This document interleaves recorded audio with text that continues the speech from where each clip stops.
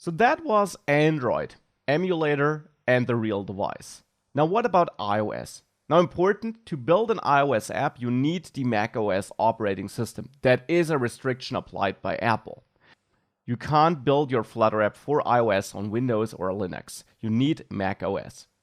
If you are on macOS, then you can of course also test the app on a simulator or also on a real device.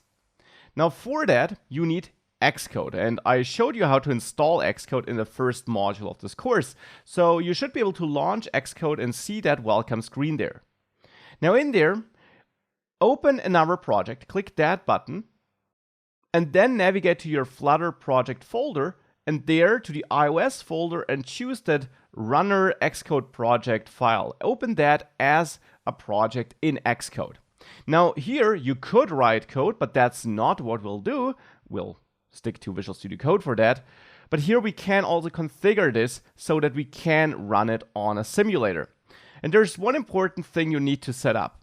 Click on this project icon here, or on this root icon here, this root element in the left bar here, where you can get by clicking this folder icon here. So click on that so that you have this view. And then here you might see that signing for runner requires a development team. For that here in this drop-down, you should choose a team, and normally you should have one. If you don't have a team here, click on Add an Account and add your Apple account with your Apple ID here to Xcode. So here you can either create a new one if you don't have one, or you log in with an existing account. Now, important, for developing iOS apps, you need an Apple developer account, and you can activate one for your Apple ID, which you probably already have, by going to developer.apple.com and there click on account. Now here you now have to log in with your Apple ID, and a process should start which turns you into an Apple developer. Whilst you need to agree to some terms, what you don't need to do to develop apps is pay. You will have to pay a fee to really publish your app to the Apple App Store, but for developing and testing your app, you don't need a paid account. So no need to pay, you just need a normal Apple developer account. Once you have that, you should be able to select your team here in Xcode and use that for this project. Now once you did this once, you should be fine. And now you can run your project either through Xcode by selecting a simulator here and clicking the Run button, or select a real connected device if you have one. But you can also do it here from within Visual Studio Code by going to the terminal, and there in your normal system terminal, you can run open -a simulator.app. And what this will do is it will bring up an iOS simulator. Here it is. Let me close Xcode. We don't need that anymore. Let me move the Android simulator over there. And now here is the iOS simulator. And again, you could have launched that through Xcode as well if you wanted to.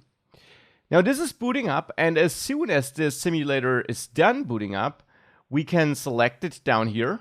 Well, actually I can already do that. So you can select your simulator here in the bottom right corner of Visual Studio Code by clicking on that bar here, then select the iOS device, or as before, shut down all other simulators, disconnect all other devices from your machine, and it should automatically pick this one.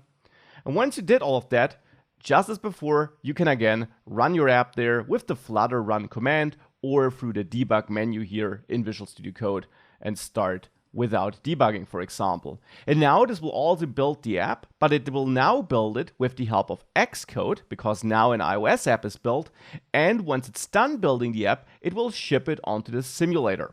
So let's wait for that to finish. Here's the app running on iOS now, and one thing you might notice is that it looks exactly the same as it looks on an Android device. The reason for that is that Flutter does not automatically adjust the styles to the iOS look. It does not automatically give you that iOS look. Remember that with Flutter, you in the end use a framework that controls every pixel. It's not using native device or native platform user interface elements. So a button here is not compiled to an iOS button for iOS and to an Android button for Android. Instead, a button always looks the same because Flutter draws it onto the screen. It's not using some platform primitive, not a built-in UI element. And therefore, these apps look similar. Now, later in the course, you will indeed learn how to adjust your look though. Other than the font family is actually different automatically. But you will learn how you can adjust your app to look like an Android app on Android and an iOS app on iOS, if you want that. Or you create your own look for all platforms. Whatever you need. All that is possible with Flutter, and we'll of course have a look at all these options throughout the course. Now, more important than the look is, of course, that it works correctly. And that is the case here. So now we can also test the app here on the iOS simulator, and we're just fine. Everything is working correctly. Now, what about a real iOS device then?